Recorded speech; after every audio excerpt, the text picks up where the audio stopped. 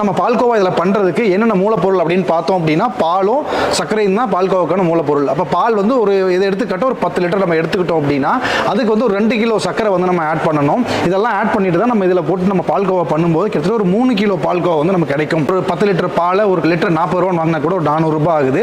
சர்க்கரை வந்து ஒரு கிலோ 40 ரூபா அப்படின்னா 2 கிலோ வந்து ஒரு 80 ரூபாய் ஆகுது. அது இல்லாமல் இதுக்கு வந்து நம்ம எரியறதுக்கு வந்து எல்பிஜி வந்து கேஸ் யூஸ் பண்ணுறோம். 1/2 HP மோட்டர் தான் இதுக்கு.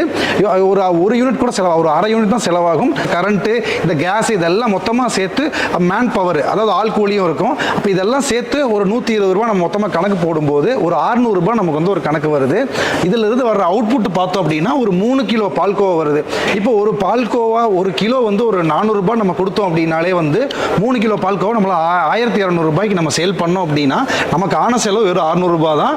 ஒரு 1200 ரூபாய் நம்மளால அது லாபம் எடுக்க முடியும். அதனால 600 ரூபாயிலிருந்து 1200 ரூபாய்ங்கிறது கிட்டத்தட்ட 100% லாபம் வந்து இதில் கண்டிப்பாக பார்க்க முடியும்.